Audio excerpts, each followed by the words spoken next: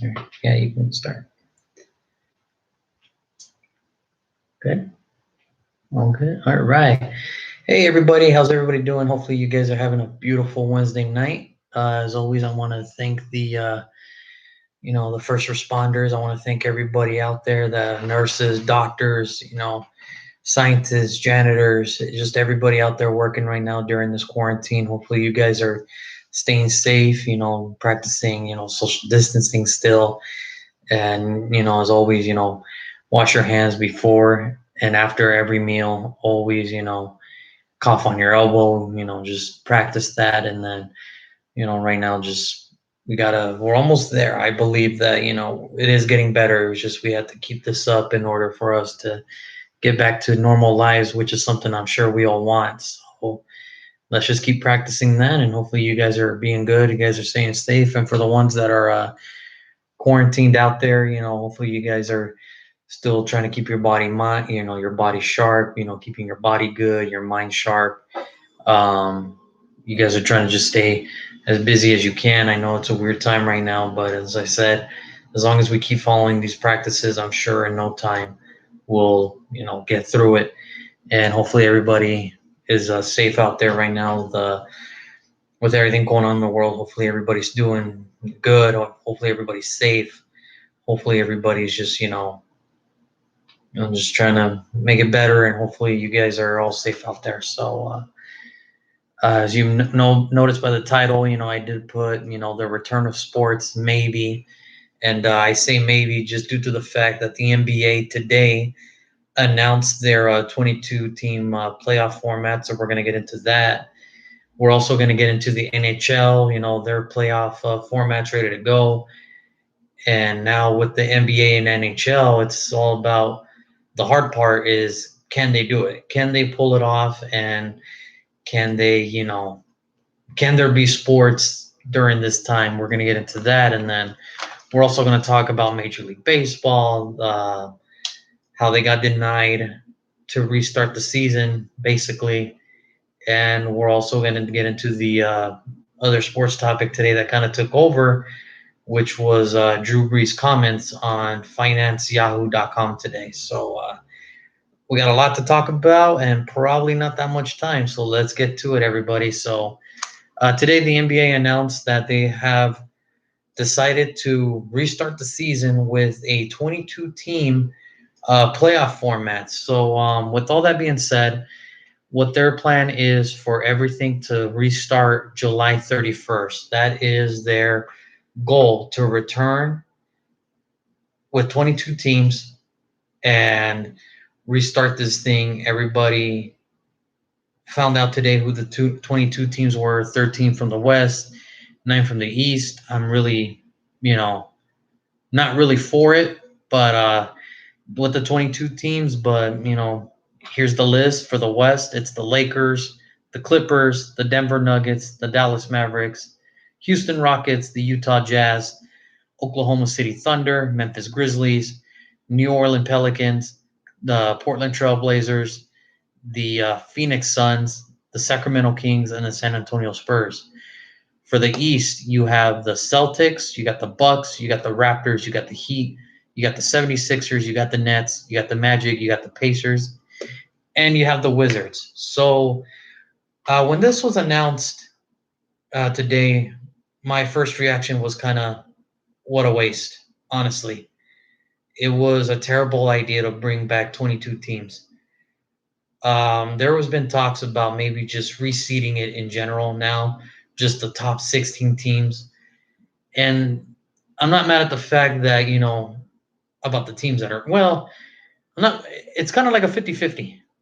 How can I put this? The teams that are in would have been the 16 teams that would have made the playoffs.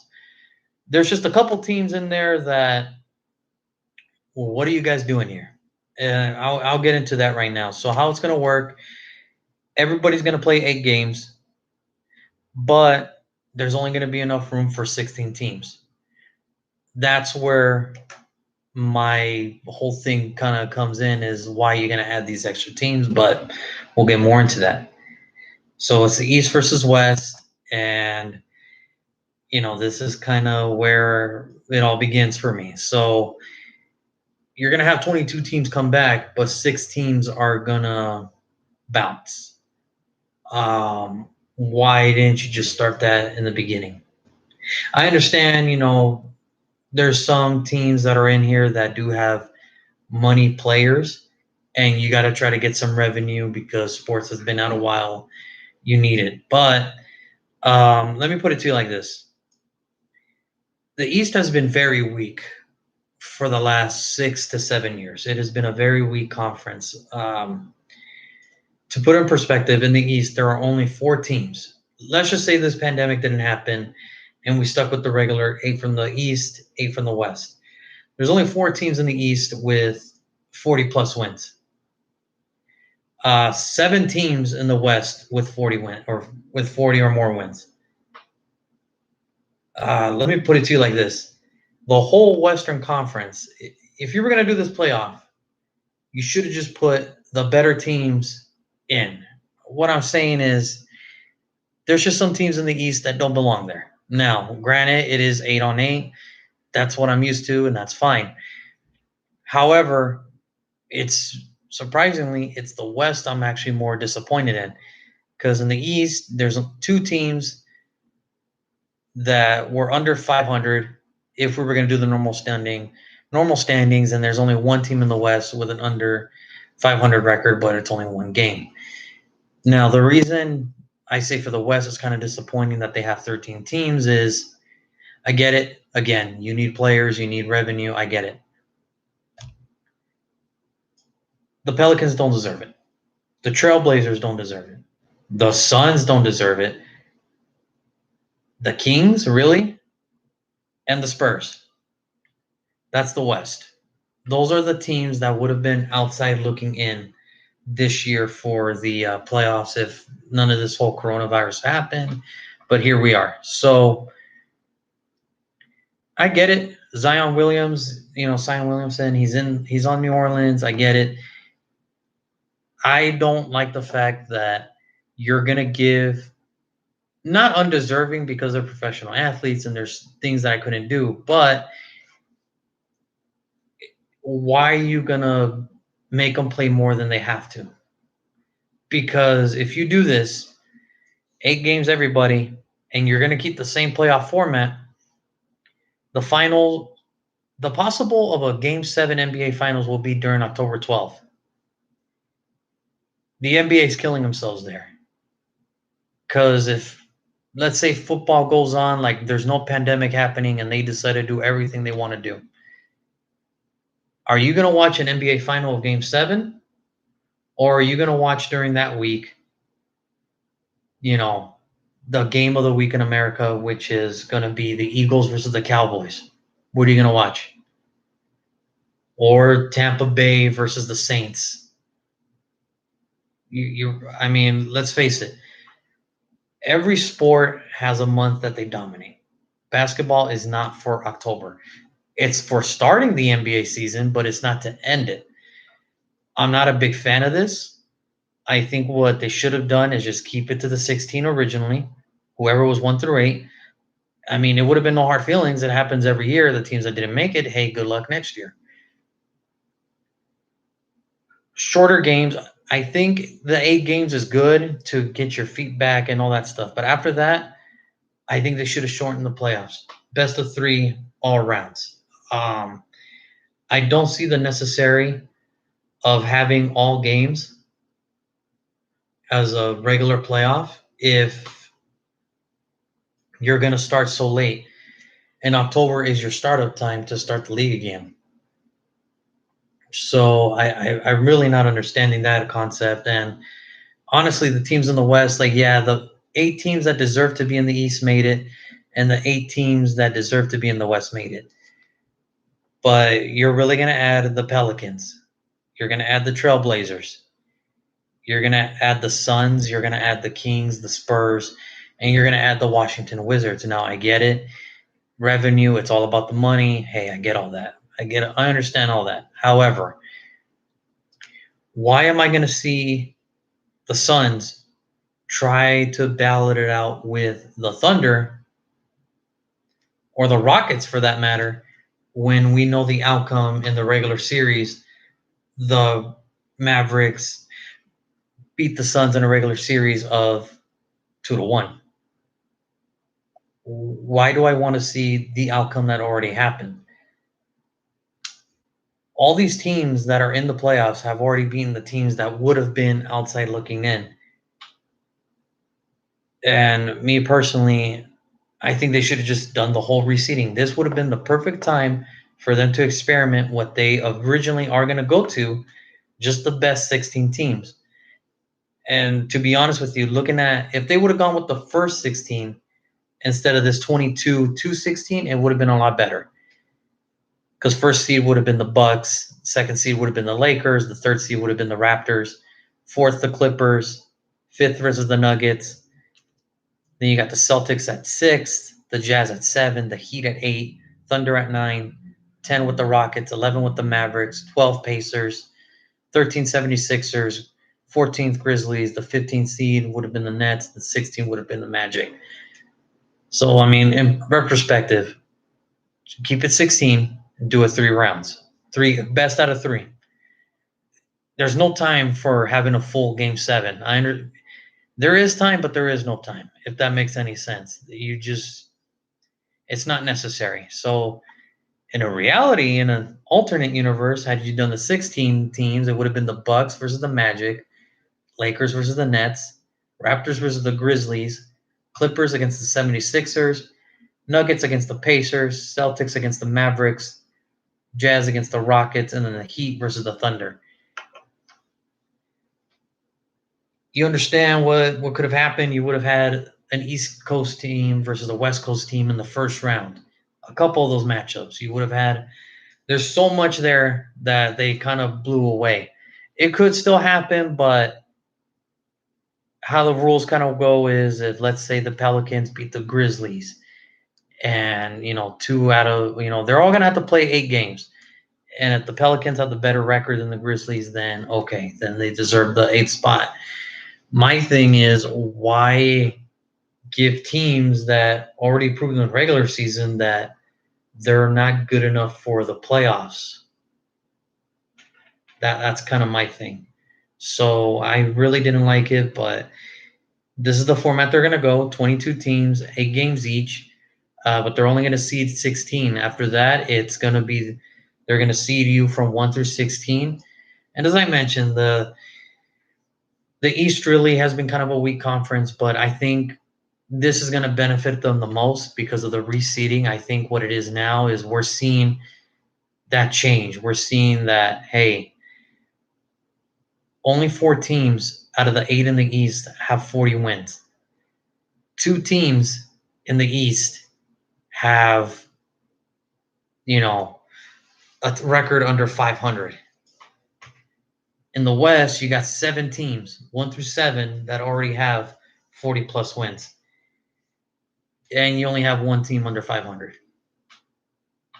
I'm not a big fan of this. I thought it was a mistake. They really messed this up. I thought they were just going to go with the original 16, but I guess revenue helps. It's going to be held in Orlando. What the plan is, reopen everything on the 31st, get these 8 games going, and then have a full playoffs like nothing happened. I think that's another mistake. I think you don't need 7 games, especially during this time. Just do a best of 3 and just let the best man win or let the best team win, and we go from there. Other than that, that's really all I got on this. It's just their first phase is just try to get everybody up to speed, have, practices, training camps again, and they want to reopen July 31st. And I think that's amazing. It'll be great, but now the hard part is can they pull it off? Can they pull this off? We'll see. We'll see. I mean, everybody talks about the second wave of this pandemic that's going to hit. We'll see if what happens. And again, I'm going to be excited for it. I will gladly watch the NBA playoffs. It's just I think they missed their opportunity to test out what they originally wanted. I think this 22 teams is a big mistake. There's no reason for some of these teams that are in this 22 tournament to even be there. We already saw you play. You didn't make it. It happens every year. So, uh, if there's any comments on that, I would really love to hear. Maybe you guys can shed some light on that. So, we'll go from there. Moving on to the NHL return. So, this is a lot bigger than the NBA. 24 teams, top 12 in each conference, and they're ranked by points. So, how it is the top four in the East and the top four in the West. They get the first round of playoffs. Think of it like the NFL. They get the first round bye. They don't know who they're playing until the other teams play. So in the East, the top four are the Boston Bruins, the Tampa Bay Lightning, the Washington Capitals, and the Philadelphia Flyers. In the West, your top four are your reigning champs, the St. Louis Blues, the Colorado Avalanche, the Las Vegas Golden Knights, and the Dallas Stars. So in the East, how it's going to go is the remaining teams, they're going to play each other. Regular playoffs, regular thing. And after that, the top teams in the East and the West will know who they play. So in the East, you got the fifth seeded Penguins taking on the 12th seeded Montreal Canadiens. Sixth seed, you got the Hurricanes versus the 11th seed New York Rangers. The seventh seed, you got the New York Islanders versus the Florida Panthers, the 10th seed. And then you got the 8th seed Maple Leafs going on against the 9th seed Columbus Blue Jackets. This is great. I think this is how you do it. If the NBA were really paying attention, this is how you do it. If you're going to get a lot of teams, kind of make it interesting. Don't just throw teams out there because they kind of got star players. But that's the thing about the NBA. The NBA it's a really player-driven league. The NHL, it's really a team commodity-based league. So in the West, you got the fifth seeded Edmonton Oilers versus the 12th seeded Chicago Blackhawks. You got the sixth seed Nashville Predators going up against the 11th seed Arizona Coyotes. The 7th seed Canucks going up against the 10th seed Minnesota Wild. Then you got the 8th seed Calgary Flames going up against the 9th seed Winnipeg Jets. I love this. I love this format. I love it because 24 teams to me is still a lot, but they bring excitement only due to the fact that each team deserves to be there. Each team deserves it. The other teams that got left out, like all the California teams, the Sharks, the Ducks, the Kings, all the rest of these guys, we didn't deserve it. We did not deserve it. And why? Because all these teams are 500 and above. Unlike, some of the other teams in the NBA who are at least 5, 6, 7 games under 500.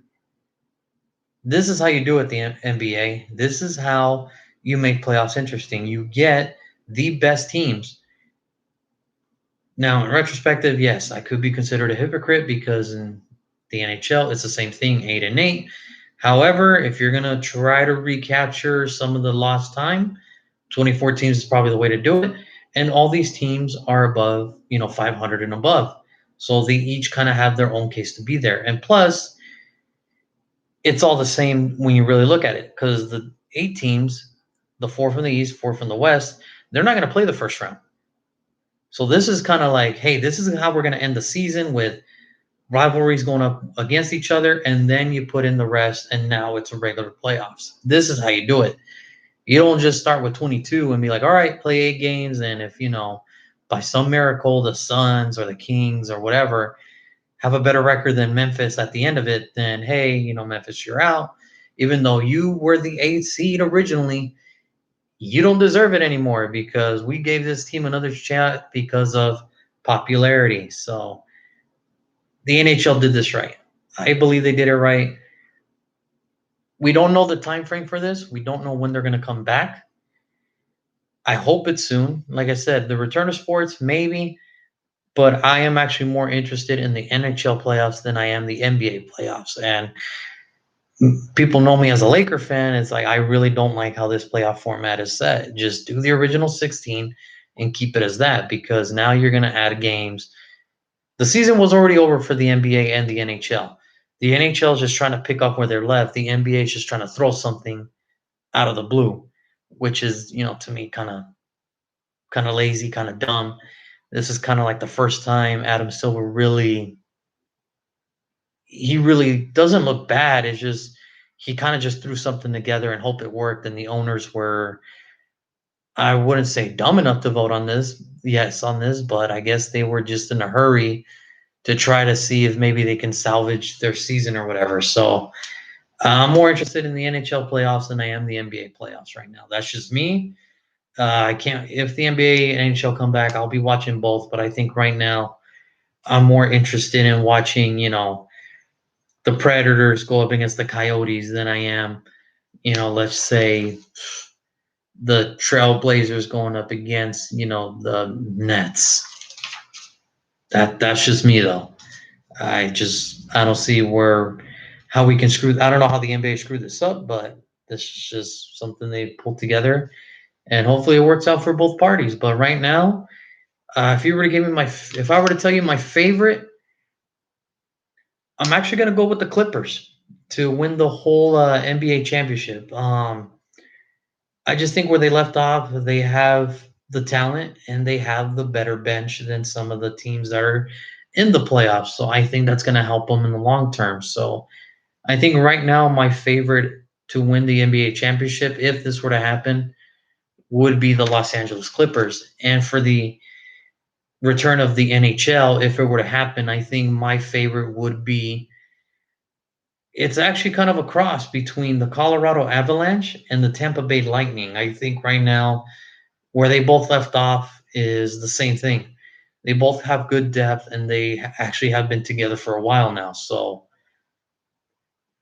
my money right now, though, if it were the Lightning versus Colorado, I'm gonna go with the Avalanche. But we'll see. We'll see what happens. Everybody laid off the same time. Everybody's gonna have the same playing time. So that's gonna even things everything. But we'll see how it goes. I'm just basing it off on the paper, on the names on the paper, and the eye test. Colorado versus Tampa Bay would probably be my Stanley Cup Finals for this year. So moving on to the final sport, which kind of made their announcement today. Major League Baseball, they have decided not to start the 114 games this season. So I mentioned this to a couple of buddies of mine. I mentioned this to a couple of people. I think the deadline for MLB is 4th of July weekend. If nothing happens before the All-Star break, I think we can kiss this MLB season goodbye. I don't see any way that this can come back, if anything, if they can't decide anything after All-Star break. Because you got to think about, okay, All-Star break, there's 162 games. You already missed 81 at that point. So out of the 81, how many of them are going to be divisions? How many of them are going to there's no chance for interleague play, meaning American League teams playing National League teams. There's going to be no chance of that, which you need. And how many games are going to be division games? Because you're going to have to decide a winner in the division. How many times is each team going to play each other? And then who are the teams you're going to play? Because every state is different right now of opening the state and not opening the state. So I think right now, if nothing happens by mid-July, if nothing happens, then I think there will be no MLB season, which sucks because I just got a picture from my brother yesterday, and it was about a year ago, either yesterday or today, a year ago. We went to Angel Stadium, Angels versus Dodgers. It was a great time. Everybody had fun. And just to think that was 1 year ago. What a year, like what difference a year can make. And really, that's all I got for MLB. I mean, there's just nothing they can do. Look, they're cutting salaries. They're furloughing staff employees. There's nothing these guys are gonna come agreed upon because it's just so hard right now because you have teams in other countries like the Toronto Blue Jays. You have issues here in America that okay, some states are gonna open, some states are not. It's just hard. you can all move to the, we can all move to, the same location. The problem is, how are you going to move everybody to that one? I'm sure you can do it, but it's just going to be a strain to, just stay put. It, it just doesn't make sense right now. It didn't make sense for, the NBA to have it all in Orlando. I did like the original idea. Maybe the West can take care of itself in Vegas, and maybe the East can take care of itself in Orlando, and maybe meet somewhere in the middle of a neutral site like in Oklahoma, Texas, somewhere. But it's just so hard because none of these states know where, who's open, who's not. Nobody knows. That's the thing about this pandemic. Nobody knows. So with MLB, I'm gonna shoot them like bite the bullet here, but I'm gonna say if nothing happens by middle July after All Star break, there's gonna be no baseball season. Everybody should just pack it up. Just we'll try again next year because it's just gonna be hard to play the games, have a playoffs, rest for a month, and then come back for spring training. It's just not possible. So I think, yeah, middle July is probably going to be the deadline for them. So I mean, hopefully I'm wrong because I would love to go to a baseball game, but it happens, it happens. If it doesn't, well, I mean, that's just how it goes. That's just how it goes, and hopefully, hopefully everything works out for the best, and hopefully we get some type of sports back. Korean baseball's on ESPN, but not a lot of people know about Korean baseball. The Premier League's going to be coming back, but they're on a precaution too.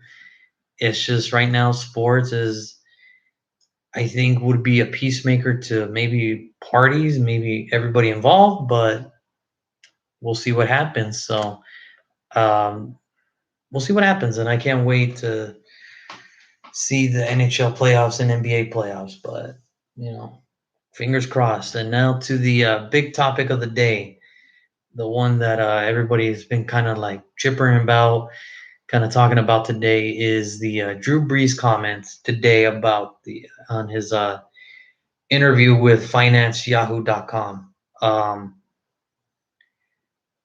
let me let me just start by saying, I'm just gonna read what he said. This is not taking words out of his mouth. This is not, making stuff up. This is his feed. This was his comments, asking about everything going on. Wednesday morning, he participated with an interview with Daniel Roberts on FinanceYahoo.com. He was asked about, players potentially kneeling again during the national anthem if the 2020 season starts, because due to the whole, Ahmaud Osbury to, George Floyd, to a bunch of, unfavorable police brutalities in the last, few, I would just like to think it was the last few months, but it's been longer than that. This was his quote, this was a statement, and this is me quoting Drew. I will never agree with anybody disrespecting the flag of the United States of America or our country. Let me just tell what I see or what I feel when the national anthem is played. And when I look at the flag of the United States, I envision my two grandfathers who fought for this country during World War II, one in the Army and one in the Marine Corps, both risking their lives to protect our country and to try to make our country and this world a better place. So every time I stand with my hand over my heart, looking at that flag and singing the national anthem, that's what I think about. And in many cases, that brings me to tears thinking about all that has been sacrificed, not just those in the military, for that matter, those throughout the civil rights movements of the 60s and all that has been endured by so many people up until this point. And is everything right with our country right now? No, it's not. We still have a long way to go, but I think what you do by standing there and showing respect to the flag with your hand over your heart is it shows unity. It shows that we are all in this together. We can all do better, and that we are all part of the solution. So that was his statement about it today. let's just go back to it. Let's just, revise it, in the sense he will never agree with anybody disrespecting the flag of the United States of America if they kneel during the national anthem. I'm going to put it to you like this, Drew, and to the majority of people out there that think that taking a knee during the national anthem is a disrespect to the military and everything.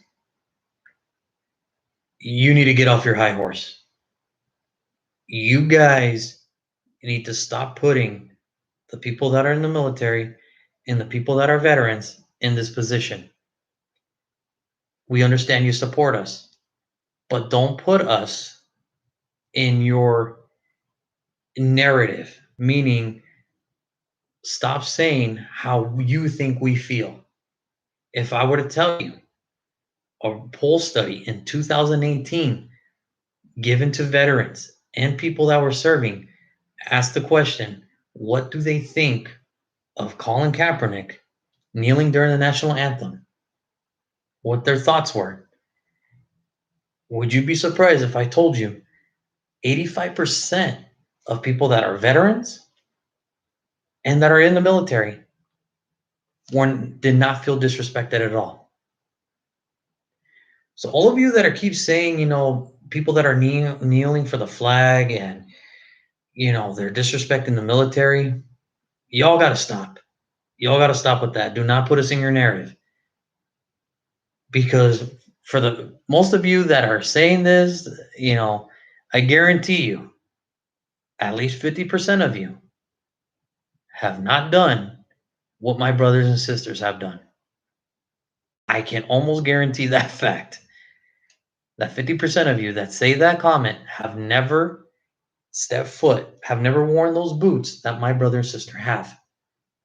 Now, the other 50%, hey, that happens. Not everybody's going to agree with everything. But if I were to tell you 85% of them said, I have no problem because it doesn't offend me and we don't know why it offends others, you guys have to listen to us. You guys have to stop saying that, because not every veteran, not everybody in the military feels the way you do. You have to stop thinking like, hey, well, you're disrespecting them. Well, not really. If some people are saying we actually don't mind because he's exercising his first right as an American citizen to do his right, to do what he feels is right. And he's not kneeling. People got to stop with that. He's not kneeling for the disrespect of the military. He's kneeling of the police brutality that some cops in America are doing to innocent people. And I know somewhere down the line I'm going to get, you know, this is BS, this is a bunch of bull crap. You can say all that. That's fine. But if you truly believe that this man, Dead Game Boxing, hey, what's up, my man? If you truly believe that when people do kneel during the national anthem is to disrespect the military, stop putting us in the narrative. Because if you really want to get technical about it, I'm old enough to remember when NFL did not even have this whole big flag in the middle of the field. The only time you would ever see that was during the Super Bowl. And if you really want to get technical about it, it is actually a military code against the military to have a flag like that during a game. It is actually illegal to have that. It is actually illegal to wear American attire, American flag attire during 4th of July, because you're disrespecting it by wearing it without the right you are given. So let me rephrase this for people that are saying that on Dead Game Boxing, subscribe, my man. I thank you. I'll check out some of your stuff. Maybe we'll chat it up a little bit later. For the people that are saying you're disrespecting the military by taking a knee, get off your high horse. Some of you have never served. Get over it. It is about police brutality. Okay? You got to stop with that narrative. And to Drew Brees, I appreciate your grandfather that served in the Marine Corps. I appreciate your grandfather that served in the Army. As you can tell, I was part of this group. I was part of this group. It is a very special group to me, and the people that I serve with are always going to be in my heart forever. Even after I'm dead for thousands of years, millions of years, no matter what happens to me in the afterlife, these guys are always going to be in my heart. Nothing's always going to take that away from me. But stop putting that narrative for you. Because, as you said, yes, people that served with your grandfather came back, and guess what happened? They were treated like crap after the war was over. They came back to their country and were treated like crap. So you got to stop with all this. If you're not going to agree, you don't have to agree, but you don't have to say it. You didn't have to say it. It is your right to say it. But now, as a veteran talking to you, and you may never see this video, and that's fine. That's fine with me. From one veteran to an NFL Hall of Fame quarterback. Enough. You are a football player. So was Colin Kaepernick. You are a hero to many in New Orleans. Colin Kaepernick is hated by many. And if you still believe players that are kneeling to this is a disgrace to the military, I can't speak for all my veteran buddies, the people that are still in, because I don't know what they feel. But stop using my status for your narrative. To everybody out there, to the Drew Breeses, to the Tommy Lawrence, stop it. You don't know what you're saying, because every year I hear this. Every day I gotta wake up, and as I mentioned in my last video, I don't know what it is to be an African American, to always calculate my every move, because if I do a wrong move, I could get shot and I can die. But as a Mexican American, that some of my family actually looks down on me, doesn't even want a part of me anymore, doesn't want nothing to do with me, because I am now on their side. I am now on the wrong side of the fight, is what they keep telling me, is that how can you fight for the United States of America? Well, for one, I was born here. I was born here. I love this country. I love everybody here. And I know people are going to take to that statement, how can you love everybody when there's bad? The reason they're bad is because nobody listened to them. Nobody gave them the attention enough to hear their anger. If we were to all to just shut up and not think about ourselves and actually think about people other than ourselves, we would be in a way better spot. As a veteran, all I can say to everybody out there that is using that excuse of you're disrespecting the military, stop it, stop it, stop it. Because every day I got to hear this. Every Mexican's terrible. Every Latino is terrible. Those same people that tell me that, go back to your country. Hey, I'm already here, man. And I didn't do a lot. I am a nobody, as I keep saying. But for me to at least give up 4 years of my life to serve with this group, I'd do it again. And that's at least 50% of you that are too scared to sign up. And I'm telling you, I'm the biggest teddy bear out there. You can ask anybody. I'm the biggest teddy bear there is, but I am not afraid to fight for this country again. I'm not. So all you people out there that are using that narrative still, please just shut up. Just shut up about it. I'm tired of hearing it. I'm tired of you disrespecting my brothers and sisters like that. Tired of it. So, Drew, you can feel how you want to feel. Tommy, Tammy, whatever your name is, you can feel what you want to feel. Everybody can feel what they want to feel, but until we really just start considering others before we can stop thinking about ourselves, this world will be a much better place. It's just, it's hard to do that apparently in America. So, with all that being said, I hope people realize now that when a person kneels, they're not disrespecting nobody. All they're doing it for is the police brutality that's been going on for years and years and years. And if you still can't see that, another thing I keep hearing is, well, all lives matter. Yeah, all lives matter.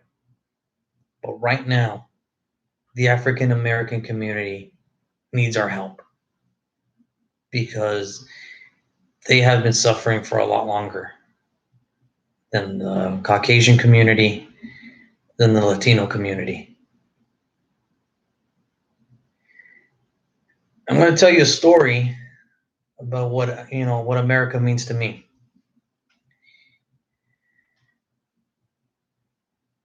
No, I mean I did, bro, but I have to be careful too on how I say it because then people will have a backlash against it.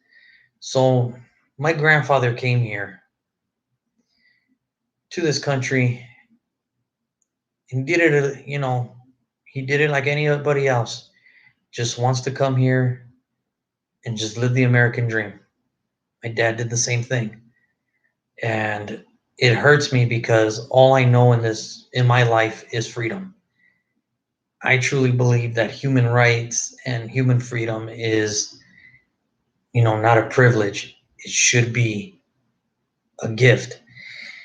What I mean by that is everybody should be free. Nobody should be scared of anybody. Nobody should ever have to have the fear of if you say something, you can get killed for it. Nobody should ever have to live like that. And I'm glad to live in a country that I can speak my mind. And the worst I'm going to get is screw you and, go back to your country, whatever it may be. I really don't care. However, I appreciate what they did because they sacrificed a lot for me to be where I am today. And before any of you start, they are now full U.S. citizens. And you know how you guys mention every day, well, if they only did it the right way, it took them about 15 to 20 years for them to do it the right way, for them to be American citizens. And I'm going to tell you this much. They're as much as American as some of you guys. Some of you guys that were actually born here, you make me sick. You make me sick to my stomach the way you guys talk to others. You guys make me sick to my stomach on how you treat others.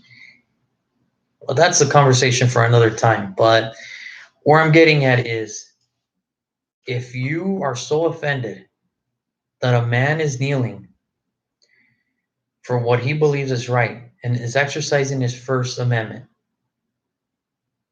then seriously, either grow up or shut up.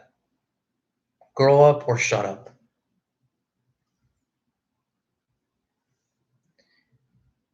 And I'm not, and this isn't just for anybody, this is for everybody. Because I mentioned it a couple of days ago too, that there's people out there, in my community, the Latino community, who actually look down on me as well because I'm not brown enough to understand where they come from. You're right. I don't know where you're coming from. I don't know your struggle. I don't know what it's like to be an illegal immigrant and not have papers and have to be feared that I might get deported. I don't have that fear because I was born here. And I understand that. But when I try to offer help or when I try to speak my piece, this is why I keep going back to one of my favorite movies, Brown versus brown is what they want. You know why? Because the quicker we kill ourselves is what they want. All I'm saying is stop thinking about yourself for 5 minutes and think about others. Help each other. Help your brothers. Help your sisters in need. Whatever it is you got to do, help them. And in my eyes, as long as you're in this country, as long as you're not breaking the law, as long as you're working, you're doing your thing and you're taking care of yourself and you're fighting to keep a roof over your head, to protect your family, provide for your family, you're no less than American than the man next to you. And anybody else that disagrees with that, either grow up or shut up. Because you're no better than the man next to you either. I always like to think every day when I wake up that it's going to get better. And, turning on the news is hard today because of all the violence you see. Social media is tough right now because of, we can see everything now because we are all now, we all videotape now. People videotape, people take pictures and show videos. What gets me is, as I mentioned, I know being a cop is hard. Any job is hard. But for you guys to say that there are only a few bad apples, you're missing the point. If no one speaks out about those bad apples, nothing will ever change. It's the good cops, the ones that know, that are seeing that something's wrong, that don't speak out, are almost just as worse as the ones that are doing the action. Now, the 4 cops in Minneapolis that did get charged today, we've seen this before, guys. 4 cops charged, but that doesn't mean anything. They still have to get proven guilty. And unfortunately, yeah, there are some good lessons in America. There is some bright spots in America, but there are also some dark pasts as well. I was alive, but I was too young to remember the beating of Rodney King. The cops got trialed and they got let go. And to my message out there for all the cops, for everybody out there, protect yourselves. Because if your brothers in this case don't get found guilty in this, you think it's bad now? Watch what happens if they get let go. And at that point, and at this point in time, God bless everybody. Be safe out there. And hopefully you guys are going to be safe. You guys are just taking care of yourselves and just love one another, especially during this time. Just take care of yourselves. And I'll talk to you guys soon. I do have an episode tomorrow with my brother. We've been trying to do this for a while. We have Throwback Thursday tomorrow. So our episode tomorrow is going to be the Rams and Raiders throwback. So we have a couple of goody stories for you tomorrow. So hopefully tomorrow's a way better video, a little bit more cheerful video, and it should be fun. Do we have any comments on the Facebook thing today? Al just wrote, Junior, you have a gift. Well, I don't have a gift. It's just I have compassion, man. It's it's compassion.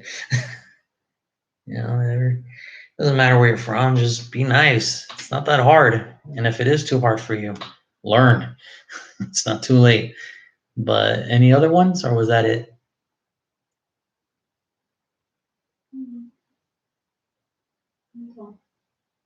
All right. So tomorrow, guys, Throwback Thursday with my brother. I'm sure he's excited as much as I am. I'm gonna have to teach him the guidelines of not to curse, because he does have a little bit of I guess a bad mouth sometimes. Sometimes it slips out of him, but I'm gonna try my best to keep him on the guidelines. If not, I'll just keep hitting that bleep button or whatever it is whenever he talks, and hopefully tomorrow I'm gonna try. Okay, you say that now, but we'll see what happens, and at that point, we're gonna go from there. So hopefully you guys tune in tomorrow for a Throwback Thursday. It's gonna be a lot of fun. It's gonna be some pretty funny stories about our first game together as brothers going to Oakland. Still hurts them a little bit, and it does, and it still hurts me a little bit. But after seeing that training facility over the weekend, a couple weeks ago, man, it looks cool. Vegas looks cool. But tomorrow, my brother will be a guest for the show, and hopefully everything goes good. Also, a reminder: I am going to do another fantasy football league this year. For the ones that joined last year, if you remember, it was $20. It's still going to be the same. This year, though, I'm actually going to try to do a charity fundraiser at it. Minimum to donate would be 15. I'm going to try to see, and then if we need to lower it, we'll lower it. I'm trying not to lower it because my charity is going to be for the Boys and Girls Club. So I know what you're thinking is, if I donate, what's in it for me? Well, if you donate 15 and higher, if you win the tournament, not only do you win the pot of the cash pool that we have, you will also get a free dinner on me to Buffalo Wild Wings during the wild card playoffs of the NFL season. And that's what I'm going to try to promote here. So hopefully people that do join, hopefully you donate $15 minimum, and it's going to go to the Boys and Girls Club. And like I said, if you win, dinner on me. So I'll have more on this page and on my Facebook page. But if you guys want to know, shoot me messages. You guys have my numbers. You guys have my Messenger, Facebook, whatever it is, and I'll tell you more about it. So tomorrow, we will see you tomorrow. Any other comments, or was that it? All right. That is it, ladies and gentlemen. We will see you tomorrow.